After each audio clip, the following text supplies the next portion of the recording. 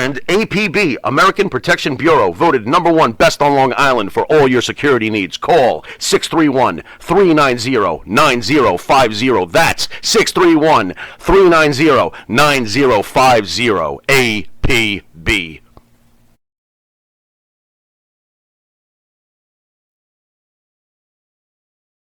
Do you treat your dog as part of the family? Well, so do we. So why not celebrate your pup's birthday with the ultimate party box? Check us out on Instagram, Twitter, and Facebook at Party Pup Info, and let us make your pup's party or any celebration perfection.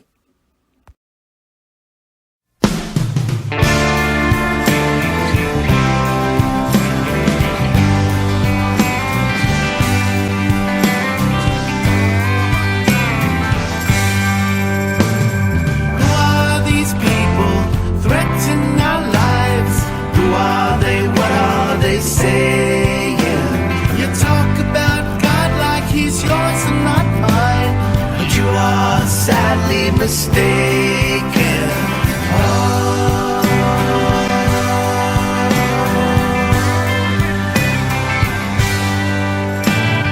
Liars and sighters play sleight of hand, lying and cheating and taking. Political puppets steal all they can, but they are sadly mistaken.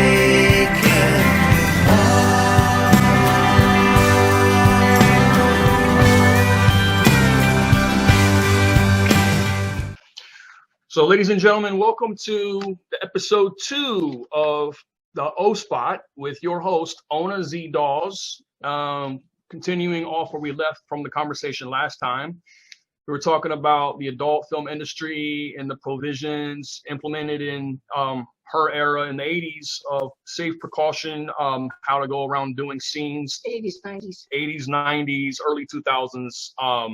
She actually probably, this is another trivial for the audience out there. She probably has one of the longest careers of any adult performer in the adult film industry, because she literally started in 1985, was it? 86. 86. And then I think your last film was 2005. You might know that better than I do. Yeah. So about 30-year career. Right. But you kept revolutionizing the industry and you kept becoming fresh and always having something to offer to the business when a lot of people grew stale over time. They quit. So what was your secret behind that? I think I'm always looking for something new. I am self-educating and I'm always looking for another answer, or I just want the facts. I want more information and more information. I take classes online. I sit in. I read a lot. I'm carnivorous when it comes to reading. And, you know, I do have so many fans and so many people that keep me updated. And I think that's why. And that is why, as I mentioned in the first spot, Tim and I were talking about, we're writing a book, and that's why I'm writing a book about the industry, yes, but more importantly, how to get out of the industry without hurting yourself. And it's become more and more prevalent that stars are hurting themselves and not getting out and having a full life. Mm-hmm. And what I mean by that is they're committing suicide. So I'm just a very curious person, and I want to know all that I can know about that and other things. And why would you stay in? Like, there are some older women who are still working in their 60s, and I don't know why, or why people want them to, or any of that. I mean, I don't want to put myself in front of the camera and be working at my age. So I want to know more. Mm-hmm. So when you were navigating through the business, one of the things we touched upon in the first episode, where you got to a point where you started your own production company and you branded yourself. Yes. So the intelligent thing about that is, and what's most interesting to me about that is, You were the first, as far as I know, first female, or actually not just female, but any performer in the adult industry to actually create your own brand. Yes, I was and am.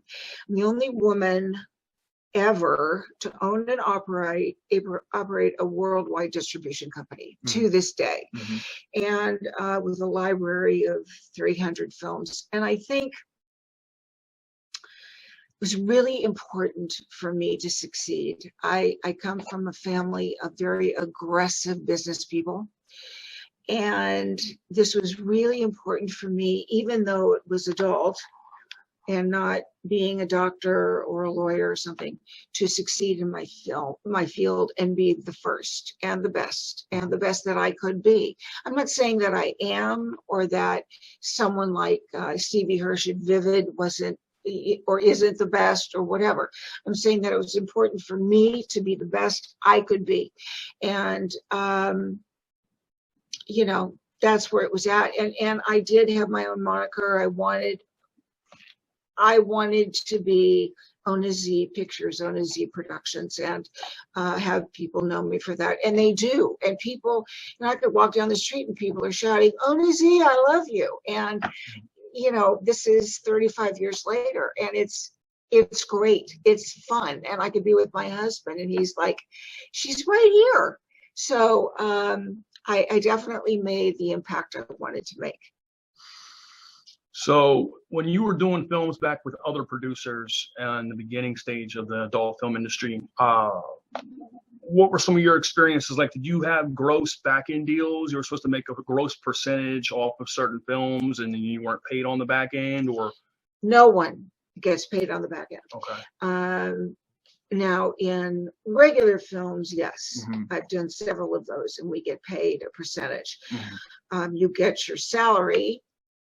You don't always get what you ask for, but you do get a salary. And you can, depending on, you know, whether you're starring in it or co-starring, whatever, get something on the back end.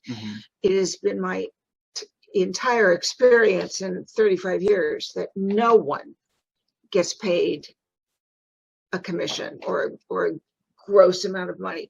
You get whatever you're paid for that scene, for that day, and that is it. And that is one of my biggest problems with the industry, is that, you know, health insurance, you know, HIV protection,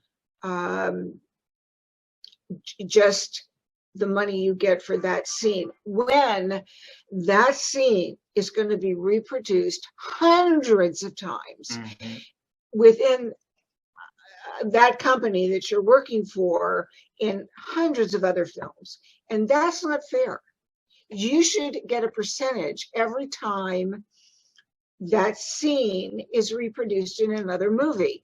And that has never happened, and I don't believe it ever will, because that's not the way it's been set up from the beginning of time, and it's not fair. It's just not fair. I mean, you're working your, pardon the expression, your ass off, and you're sweating, and you're doing this, and you're doing that, and you're giving it your all, and you're only making like $1,000 a scene, or maybe not even that, or, you know, 3,000 or whatever it is, but it's not enough, because you'll see that scene over and over and over again in every language, in every country. Well, what's fair about that? Nothing. So is that part of the, as I say, refer to it as the culmination, where you said I had enough is enough. I'm tired of making other producers money with my own blood, sweat, and tears. It's time for me to start my own production company. Absolutely. And I knew it. I mean, I'm pretty sharp. I didn't go to college, but I'm business savvy, and I knew it from the beginning that the whole idea of me getting in was to have my own company. And so I worked as hard as I could. I made as much money as I could. I squirreled it away. And then I finally opened my own company. And in the first program we did, you asked me how many years it took. And I want to say it took at least I wish, honestly, Mhm. I'm old, I can't remember. I wish I could say I knew, maybe 3-4 years, but once I started, I never looked back, and I worked and I worked. And dancing Mhm. around the country for clubs, I took all that money and that tip money and I saved it as Right. much as I could to make films, as many as I could, and to pay my employees. And I got up to having my own duplication room and, making 5-6 movies a week. And that's tough. That's really hard. I know Vivid and other companies, they're probably putting out 20, 30, I don't know how many movies a week, but that is the correct combo to really making a lot of money. So in the 1980s, I remember they had a movement. I believe this was to start a union in adult films. It's called the Pink Ladies Society, I believe. What was that about? Can you tell us, like, what was that? Well, there background on were that? women, I don't know too much about it. It was just before my time, I think, and they wanted to start a union, which meant that they would get paid in perpetuity for whatever movie they were making or whatever scene it was. And of course, they got blown away. I mean, there was no way that was going to happen because, the producers are like, doctors think they're gods, and people revere them as such. So that's the way producers think. I mean, they don't think very much of us because we're, making sex scenes. And so trying to start a union is ridiculous in their minds. Absolutely ridiculous. Like, there's no way, and we're never going to pay you more than what we're paying you for this scene. And no, it didn't happen. It's never going to happen. Wow. So when you started branding your company, you created, I believe it was called Ona Zee Productions. Or Ona Zee Pictures, either one. What was the response to that? Like, you were the first in the industry to do that. What was the response to that? Well, it was interesting. It was good and it was scary because the way the men producers responded was like the duplication company I was working with, huge company. When I went to him and I said, look, I'm going to need, some seed money or a little bit more time or whatever. He said, okay. But when I went and I duplicated my films, he held them back instead of distributing them. Wow. And that killed me because it held up the line of production. And I said they would be out, let's say, January 1st. They didn't come out until January 10th. And so all those people that were waiting for them thought I was a dummy. And I called this guy and I said, it was our mistake. It's bullshit. Wow. It wasn't a mistake. It was on purpose. And the same with the guy that made the box covers. And this went on. And I paid my bills. I did what I was supposed to do. And when they got it, I wasn't going away. It stopped. And it took a while. It took a long time for them to get it. So they were purposely trying to sabotage. Oh, yeah. Anything they could do to kick me out. And I finally said, each one of them, I am not going anywhere. You can't do this to me. Oh, we can do it. And when I was getting out of the business, I was having a hard time financially and I was getting a divorce. And of course, he helped himself to every bit of money we had. And I went to, the printers and all those guys. And I said, look, I need a little bit of time. So what did they do? They got together and they pushed and wanted their money now. And it forced me almost into bankruptcy. Wow. And I said, I've been paying you guys for 20 years. What's the problem? They had a huge problem with it. It was their opportunity to get rid of me. So is it pretty safe to say that was a male-dominated industry and there wasn't really a voice for females? And really, even to this day, would you say that's still the case for the most part? Yes, and there are some women who tried to run a company, but they're backed by a man, and I was not. And I think they saw this as the perfect opportunity. I mean, to my face, they said, "Wow, you're great. We love you. Thank God." You know what? But when it came right down to it, no. You know, I got to do everything I could for them. They did nothing for me. So there was actually a point where you started outgrossing as far as sales with your product, your production company, everything to do with your brand. You started outgrossing all the males, everybody in the industry. I asked Tim, I can't say that Okay. because they were producing, I mean, yes, some companies. Okay. And I was doing very well. I had a different view on the movies that I was making, but they were making more money. They had been in the business longer. They had more affiliation with the distributors, you know, and the people. And where I did very well was in Europe. And I was flying around Europe and representing my product. And I got to go to Australia and Africa, and, you know, they loved me there, and I made a pretty penny there, and I was gone all the time. So that for me is what I had to do to make some serious money. Is it pretty safe to say that the male producers had more of an output reach with distribution, like you said? And in some cases, did you find like these producers, well, you kind of already said this, but in a roundabout way, the producers would purposely sabotage your relationship with those distributors? Yeah. Okay. So make it hard for you to do international pre-sales to other territories and other countries? Actually, not in that sense. In America, they made it really tough. I mean, I did film noir, and then they did something similar, and it got in my way.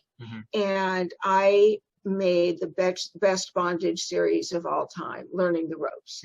And then, I don't know if you know the company Adam and Eve. Okay. Adam and Eve picked up on that. And at first they bought it for top dollar. And then, and I had said to them, why don't you let me make some movies for you? Right. No. So finally they made their own version of Learning the Ropes, and it was terrible, but they had the wherewithal to send it out everywhere. They had tons of money, and so they directly competed with me, and that was hard to take because I had always supported them, gone to shows for them, you know, given them great price breaks, and there they were trying to, you know, put the dirt over my head. So that was very rough. So this industry of adult films, a lot of people would not know probably, but the real world and the reality of it is this industry is viewed by everybody in the world. Doctors, lawyers, police officers, my God. Yes. Dentists. I mean, it doesn't matter. Like Catholic priests. Yes. At some point in time in your life, you've seen an adult movie. Yes. That's the bottom line of everything. So even though it's kind of taboo to some people behind closed doors, it's like completely open, and it's another world. It's another lifestyle. I don't know anybody who hasn't seen one. Right. So what do you think as a performer, producer, this entertainer in that industry for such a long period of time, would you say was the, let's say the sensual factor, why people get off on watching adult films? What would you say that the reason is behind that? I think one of the reasons is because they're afraid to do what I'm doing. And it gives them liberty to say, oh, wow, well, she's doing it, I guess I can't. I mean, that was my purpose, was to let people know that it was okay. There's no shame in having sex. Right. Front, back, up, down, you know, upside down, whatever your choice is. And even in bondage, there's no shame if that's your gig. And I have a lot of private clients who wanted bondage, just one-on-one, me and them. And I think a lot of people wanted to do it with their partner. Like, women are very shy. And sometimes men are too, but for the most part, women. And I think if they watch someone else, they might feel better. Like, oh, well, she's doing it. I guess I can do it. I guess it's okay. Right. And I think I think that's a reason. That's a really good reason. But I know that a lot of what I made was instrumental in helping people get over what fear or phobia they might have about having sex. So, like, what would you say to young girls today that are trying to break into the industry, like the adult film industry? That's their purpose in life, is to become part of the adult industry. The first thing I say to them is, look, think about this. Think about your grandmother. Mm-hmm. Oh, okay, I can think about her.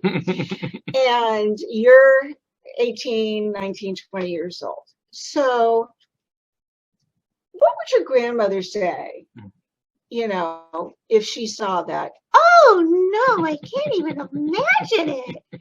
Okay, so now, instead of grandma, let's think about the fact that, you know, 5, 6, 7 years down the road, you're married and you have a baby. Right. And now a few years in, baby's watching a movie and it's you having sex, but not with daddy. Oh, no, I couldn't do it. And there's baby and grandma who's babysitting. And the two of you are like, you know, what would you say to baby? Oh, I never thought about that. That could be really bad. As she snorts a little more coke. And I would say, why don't you go home and think about that? Because that is exactly what's going to happen. And everybody in your life is going to know, and they're going to tell somebody else until grandma knows. And when you decide to leave or don't leave or whatever, and you have children, one day they will know. So if that's okay with you, then come back to me and we'll make a contract that says it's okay with me. I get it. I'm over 18. And I want to make films. Right. If it's not okay with you, then I don't expect to see you in anybody else's studio. But that's the very first thing. So that's what you tell any actress before they get involved, man or woman. So give like an in-depth look at, okay, so you are just now, this is your first film, you're stepping foot on the set for the first time.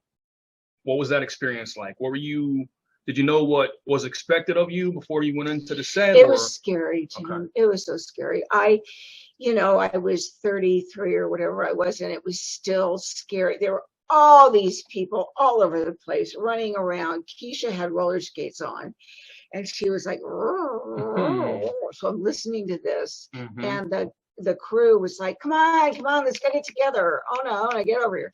And Tom Byron was very young, and he was standing near a fireplace, and he said to me, so what's your story? And I wanted to like fucking smack him across the face. And he's like a baby for me. Right. He's in his 20s. Right. And I said, well, I haven't done this before. Oh, come on. I said, well, I've had sex, but not in front of a camera. And he said, well, don't worry about it. We'll have a really good time, which we did. He's very, very good at what he does. And first of all, I was staying in I like to live alone. So I'm staying in a house with all these other actors. And I don't like that. So I'm a little wound up.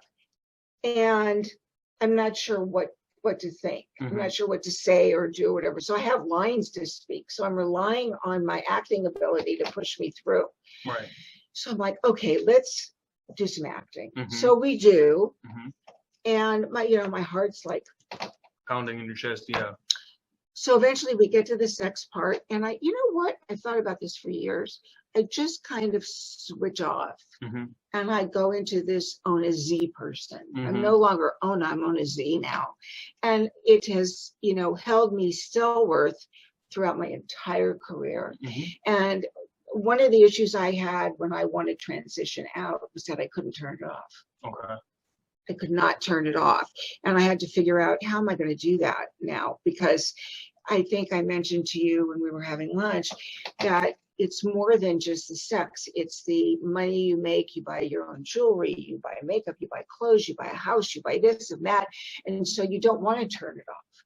You want to, I mean, I'm very orgasmic. So for me, it was really fun. But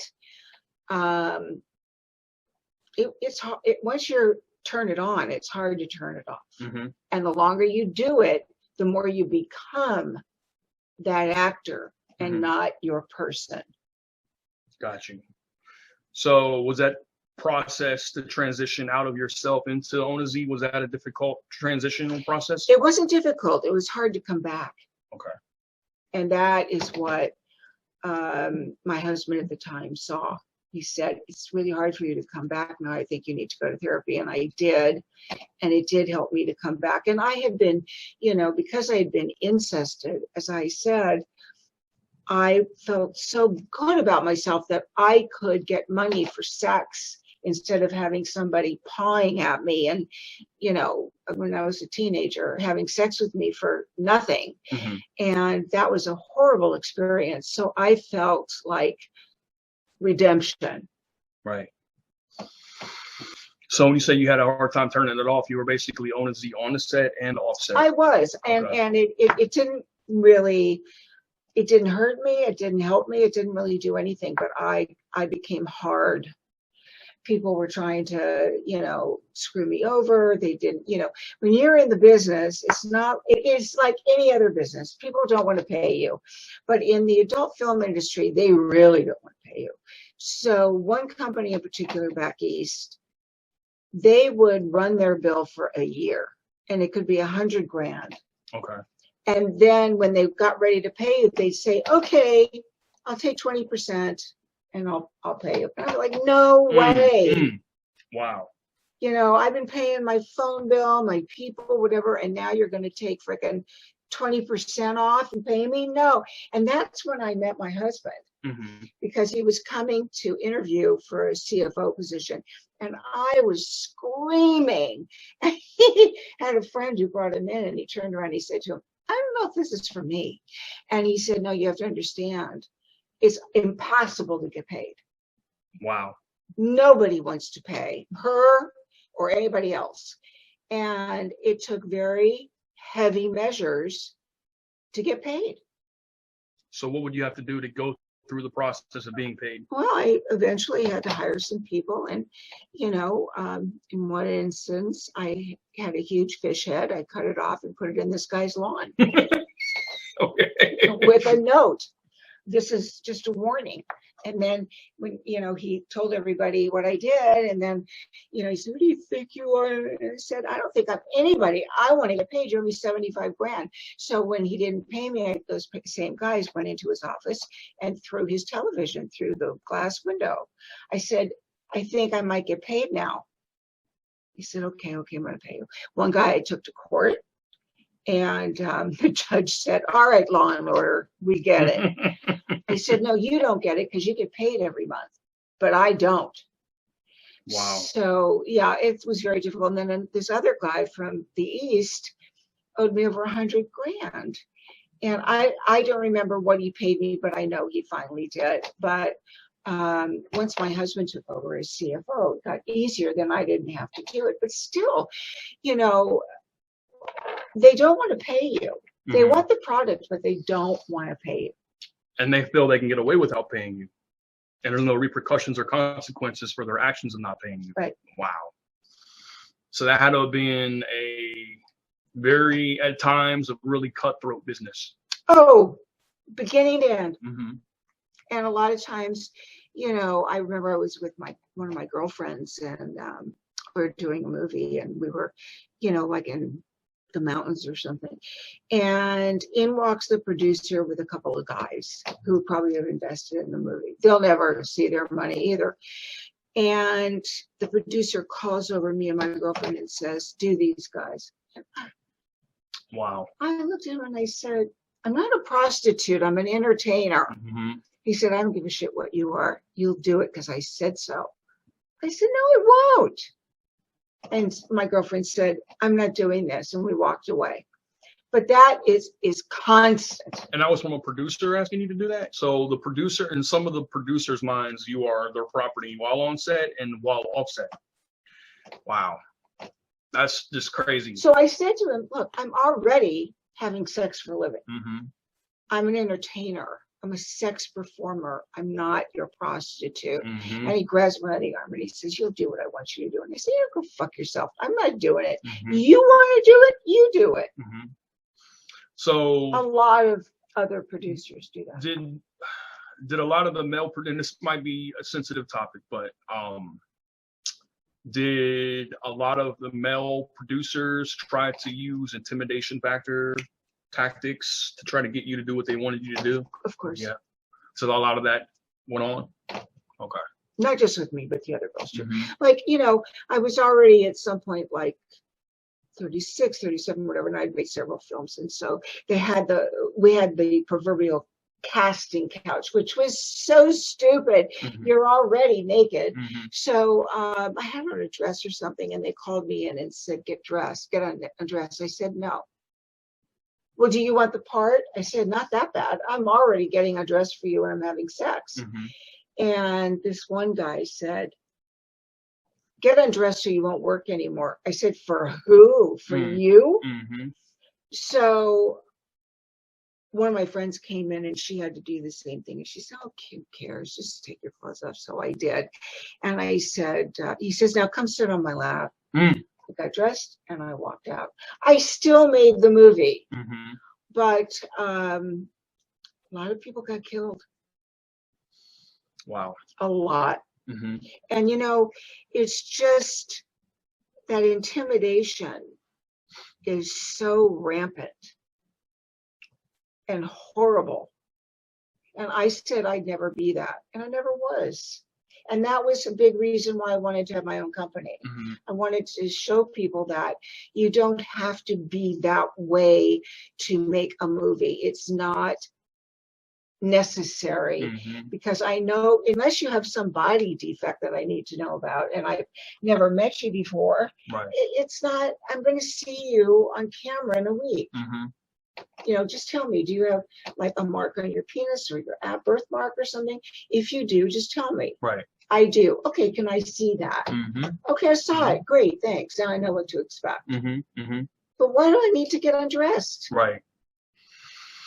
So you were always married when you were in the industry, correct? I was married, Okay. and then I divorced, Okay. and then I married my current husband. Okay. So for other women that you know about, or maybe you were around, experienced, was it hard for them to maintain personal relationships outside of the business? Yes, because the men wanted the money, and Mhm. they would abuse the women they were with. And, you know, they would come on my set Mhm. and demand that I paid them. And the girl is like, yeah, you better pay him. I'm like, I'm paying you. You want to pay him? You hand him the money. So a lot of the performers' boyfriends kind of came on and said acting, unquote, unquote, kind of like a pimp. Oh, they were pimps. And Okay. most of the men with the women were pimps, and they forced them into the business, took them off the street Mhm. and put them in. Wow. Okay. That's interesting. Because a lot of women that were in the industry probably would not have been in the industry if that had not happened to them. Okay. And they were not necessarily pretty. They didn't have an education of any kind. Mhm. They were drugged up, Mhm. and, you know, they didn't know what they were doing. And I didn't hire those women, but it was very, very sad. Mhm. And, you know, I would ask them to vacate the scene, and a lot of guys got very angry. And I just, you know, I had some bodyguards around me. I had to. So that made me hard. And I'm a Right. very nice person Mhm. and did not want to be that way. Mhm. And, you know, a lot of people thought, wow, she's crazy. She's not nice. She's not. I'm like, what do you know? Mhm. When was the last time you ran a business? Mhm. Mhm. It was tough. So at that time, you were pretty much, from what I know, were you the only female producer in the business? Yeah, there were a few others, Okay. but not doing what I was doing. Right. Not branding their own line of toys and films and No. everything you were doing. Right. Right. Right. So again, that would have been difficult to navigate through a male-dominated industry. Oh my God. It just, and not only male dominated, I mean, just these guys who are just like slugs, stupid and brutal, and, you know, think that they own you. Was there anybody in the industry though that became a kind of a confidant, supporter of you to try to help you navigate through the business the way you wanted? A couple really sweet guys. Okay. Like the owner of Doc Johnson. It's been so good to me. Just wonderful. So he kind of helped you brand your line. He helped me in so many ways with, you know, ways to be and how to think and, you know, how to show up and what to say and not to say, and just has been an amazing friend for years. Not everybody's like that. No, yeah, and that's in any industry you're at, because I'm primarily work in the mainstream business, and there's a lot of cutthroatness that goes on in the mainstream entertainment industry as well. You just have to stand firmly with what you believe in and stand up for what is right and what is wrong, and be a leader, not a follower. So the fact that you were mature when you entered into the business, it was easier for you to handle the pros and the cons of the business than a lot of women, because they weren't educated and they weren't as mature as you. It was, but like I said, I got tough. And so when I met my current husband, I had to find a way to back it down. And it took a while. And, you know, because I'm normally very sensitive, very soft, and it took a while to back down. So like the first time that you did a film on your own as the producer through your production company, what was that experience? Were you finally able to see the back end of a film that you were in and actually see a profit? Now you were making money off of your name and your brand, and you weren't allowing other producers to take advantage of you. It was great. And I paid the women fairly. And listen, if someone out there was having a problem, they'd come to me, I'd give them money. If something was wrong, I'd take care of it. I mean, I'm a nice person. I made sure that everybody was okay. So what was some of the best experiences, in your opinion, you had in the business? If you had take it back to the beginning to now, would there be anything that you would change about the industry? Oh my God, I think, Tim, there's a lot of things I would change about the casting process and how humiliating that was, and the way they allowed drugs on sets, and just, I mean, I'd have to think about it for our next conversation and write it down. I mean, it's immense. So what, we'll talk about that in the next episode. I want to ask you in the next episode how you feel you were able to have such a longevity in the business and how you were able to preserve, well, I call a legacy, because it's still, you're a legend in the business, but you also carry the name. So like people my age and even younger know who you are. Right. You know, so that's got to be an accomplishment to be remembered. We'll talk about that in the next episode, because we're running out of time for episode 2, but stay tuned for episode 3, which is coming up in around a few minutes.